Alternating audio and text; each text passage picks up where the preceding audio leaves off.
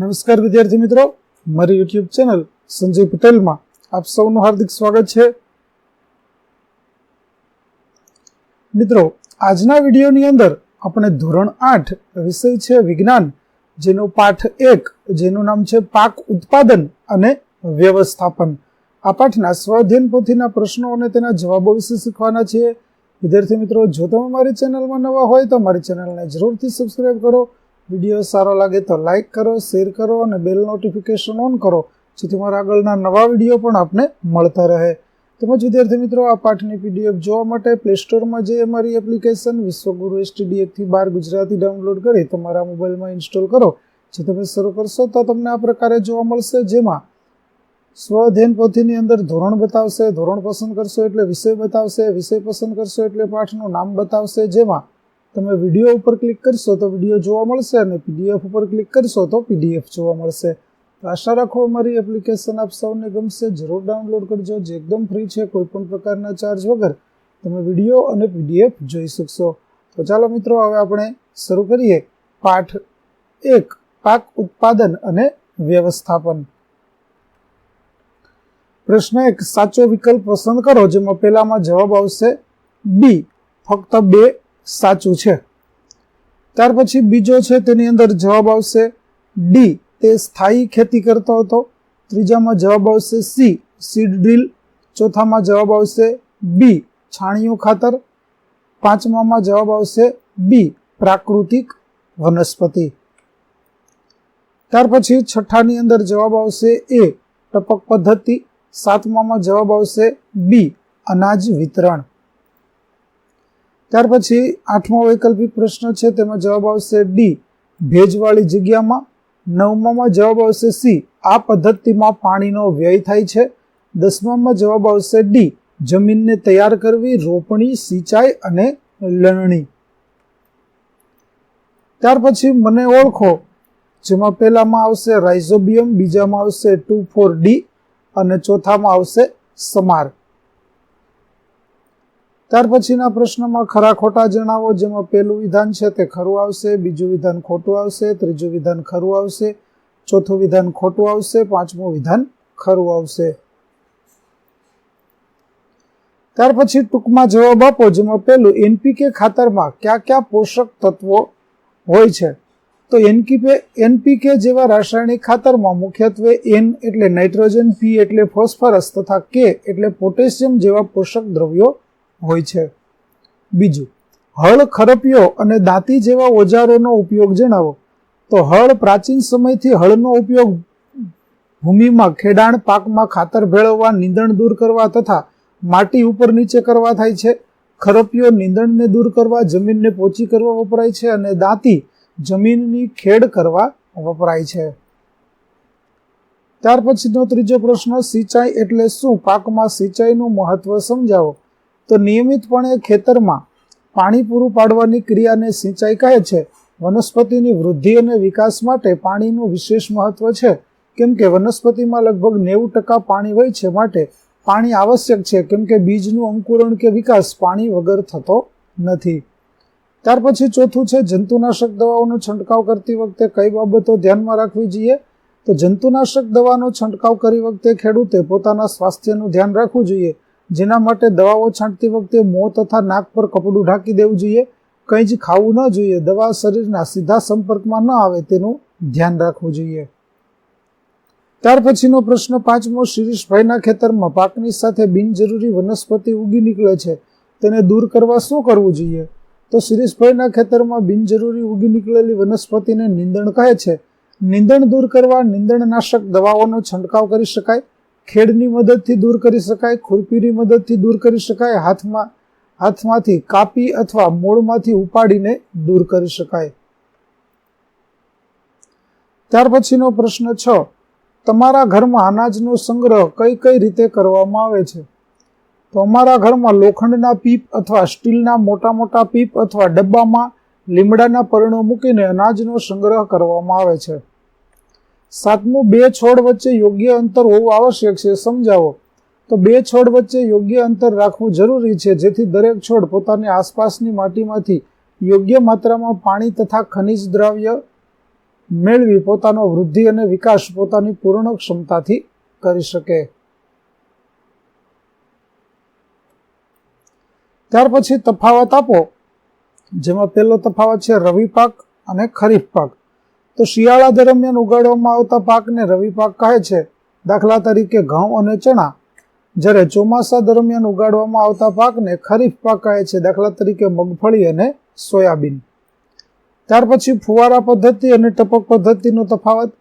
તો ફુવારા પદ્ધતિનો પાણીનો છંટકાવ સીધો જ પાક પર નોઝલો મારફત થાય છે અને આ પદ્ધતિ ઘાસવાળી જમીન, કોફીના વાવેતરમાં ખૂબ જ ઉપયોગી છે. જ્યારે ટપક પદ્ધતિ છોડની આસપાસ ટીપે ટીપે પાણી પડે છે.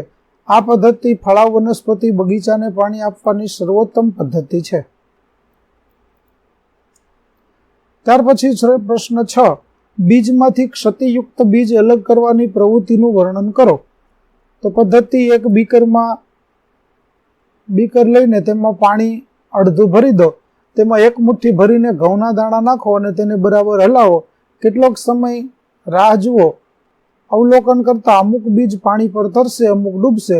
નિર્ણય: ક્ષતિયુક્ત બીજ પાણી ઉપર તરે છે, ગુણવત્તાવાળા બીજ પાણીમાં ડૂબી જાય છે. ત્યાર પછી બીજો, પાક પર ખાતરની અસર દર્શાવતા પ્રયોગનું વર્ણન કરો. તો હેતુ છે કુદરતી અને કૃત્રિમ ખાતરની પાક પર અસર. સાધન સામગ્રી 3 સમાન પ્યાલા, કુદરતી અને કૃત્રિમ ખાતર, સમાન પાકના બીજ. આકૃતિ છે તે તમે જોઈ શકો છો. ચાલો તેની પદ્ધતિ અને અવલોકન જોઈએ. તો મગ અથવા ચણાના દાણાને અંકુરિત કરો. તેમાંથી સમાન કદના પ્રાંકુરોને પસંદ કરો. હવે 3 પ્યાલા અથવા તેના જેવા પાત્રો લો, તેના પર ABC નિશાન કરો. પ્યાલા A માં માટી લઈને થોડું છાણિયું ખાતર ભરો. પ્યાલા B માં રાસાયણિક ખાતર ભરો તથા પ્યાલા C ખાતર વગર રહેવા દો. દરેક પ્યાલામાં સમાન પાણી આપી સુરક્ષિત સ્થાન પર મૂકી દો. અવલોકન કરતા ત્રણેય પ્યાલામાં સમાન વાવેલા બીજનો વિકાસ ભિન્ન ભિન્ન થાય છે. નિર્ણય: પાક પર કુદરતી તથા કૃત્રિમ ખાતરની અસરો ભિન્ન જોવા મળે છે. ત્યાર પછી વર્ગીકરણ કરો. નીચેના ગુણધર્મોને આધારે કુદરતી ખાતર અને કૃત્રિમ ખાતરમાં વર્ગીકરણ કરો. પહેલું, આ પ્રકારનું ખાતર એક પ્રાકૃતિક પદાર્થ છે, કુદરતી. બીજું, આ ખાતરથી જમીનને સેન્દ્રિય પદાર્થો પ્રાપ્ત થતા નથી, કૃત્રિમ. ત્રીજું, આ ખાતરથી ફાયદાકારક સૂક્ષ્મજીવોમાં વધારો થાય છે, તો કુદરતી. આ પ્રકારના ખાતરથી જળ પ્રદૂષણ થાય છે, તો કૃત્રિમ. આ પ્રકારના ખાતરથી જમીનના બંધારણમાં સુધારો થાય છે, તો કુદરતી. અને આ પ્રકારના ખાતરનું નિર્માણ કારખાનામાં થાય છે, તો કૃત્રિમ. ત્યાર પછી વૈજ્ઞાનિક કારણ આપો. પાકની ફેરબદલી કરવી જોઈએ. કારણ કે કોઈ એક પાક લીધા પછી જમીનમાં પોષક તત્વોની માત્રામાં ઘટાડો થાય છે તથા દરેક પાકની પોષક તત્વોની જરૂરિયાત અલગ અલગ હોય છે. જમીનમાં પોષક દ્રવ્યોની પૂર્તિ માટે પાક ફેરબદલી એક ઉત્તમ પદ્ધતિ છે. બીજું, ખેતીમાં આધુનિક સિંચાઈ પદ્ધતિ વરદાનરૂપ છે. તો સિંચાઈની આધુનિક પદ્ધતિઓ દ્વારા આપણે પાણીનો કરકસરપૂર્ણ ઉપયોગ કરી શકીએ છીએ. આ પદ્ધતિનો પાણીની અછતવાળા વિસ્તાર તથા અસમતલ ભૂમિવાળા વિસ્તાર માટે વરદાનરૂપ છે. આ પદ્ધતિમાં પાણીનો વ્યય થતો નથી. ત્યાર પછી ત્રીજું છે, જમીનનું ખેડાણ કરવું જરૂરી છે. તો જમીનની કેટલીક સેન્ટીમીટર સુધી ઉપરની સપાટી જ વનસ્પતિની વૃદ્ધિમાં સહાય કરે છે. તેને ઉપર નીચે કરવાથી, એટલે કે ખેડ કરવાથી અને પોચી કરવાથી પોષક તત્વયુક્ત ભૂમિ ઉપર તરફ આવી જાય છે, જેથી વનસ્પતિ આ પોષક તત્વોનો ઉપયોગ કરી પોતાનો સંપૂર્ણ વિકાસ કરી શકે છે. ચોથું, બીજને ભૂમિમાં યોગ્ય ઊંડાઈએ વાવવા જોઈએ. તો ખેડૂતો બીજને સમાન અંતરે તેમજ યોગ્ય ઊંડાઈએ રોપે છે તથા તેઓ સુનિશ્ચિત કરે છે કે રોપણી પછી બીજ માટીથી ઢંકાયેલું રહે. આ બાબત બીજને પશુ પક્ષીઓ દ્વારા નુકસાન થવાની ક્રિયાથી બચાવે છે, માટે બીજને યોગ્ય ઊંડાઈએ વાવવા જોઈએ. ત્યાર પછી આપણે કૃત્રિમ ખાતરનો ઉપયોગ ઘટાડવો જોઈએ. તો કૃત્રિમ ખાતરનો અત્યંત વધારે ઉપયોગથી જમીનની ફળદ્રુપતામાં ઘટાડો થાય છે. કૃત્રિમ ખાતરોના ઉપયોગથી જળ પ્રદૂષણ વધે છે તથા જમીન એસિડિક, ક્ષારીય અને લાંબા ગાળે બિન ઉપજાઉ બને છે. તેથી કૃત્રિમ ખાતરનો ઉપયોગ ઘટાડવો જોઈએ. ત્યાર પછી આકૃતિમાં નામ નિર્દેશન કરો, જેમાં અહીં આવશે હળ શાફ્ટ અને અહીં આવશે ફાલ. ત્યાર પછી અહીં પકડ, હેન્ડલ, બીમ, વળેલી પ્લેટ અને ધરી.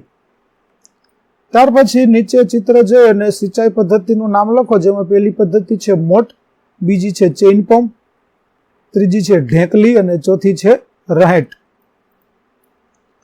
ત્યાર પછી ક્ષેત્રીય મુલાકાત, તમારા નજીકના ખેડૂતની મુલાકાત લઈ નીચેના મુદ્દાઓની ચર્ચા કરી અને નોંધ કરો, જેમાં તમે કયા ખેત ઓજારોનો ઉપયોગ કરો છો?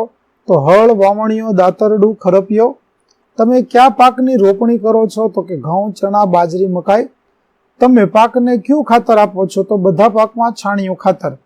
તમે નીંદણ દૂર કરવા શું કરો છો? તો ખુરપીની મદદથી નીંદણ કરીએ છીએ. તમે પાકનો સંગ્રહ કેવી રીતે કરો છો? તો મોટા પીપળામાં સંગ્રહ કરીએ છીએ.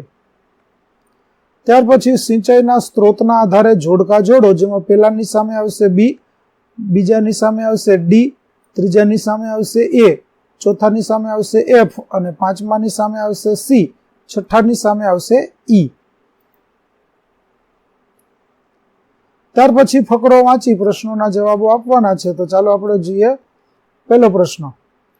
કુદરતી ખાતરથી કયા કયા ફાયદા થાય છે? તો કુદરતી ખાતરથી જમીનની ફળદ્રુપતા અને બંધારણ જળવાઈ રહે છે, તેમજ જમીનમાં ફાયદાકારક સૂક્ષ્મજીવોમાં વધારો થાય છે. કુદરતી ખાતરમાં પાકેલા અનાજ અને વિવિધ પાક સારા હોય છે.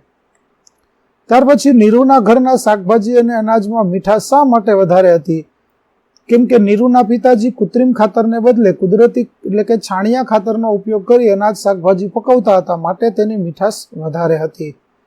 ત્રીજું, કુદરતી ખાતર કઈ રીતે બનાવી શકાય? તો છાણ અને વનસ્પતિના અવશેષોના વિઘટનથી કુદરતી ખાતર બનાવી શકાય છે.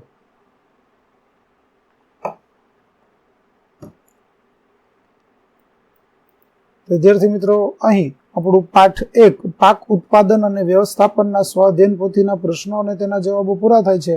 આગળના પાઠના સ્વાધ્યાયન પોથીના પ્રશ્નો અને તેના જવાબો મેળવવા મારી ચેનલને જરૂરથી સબસ્ક્રાઇબ કરો.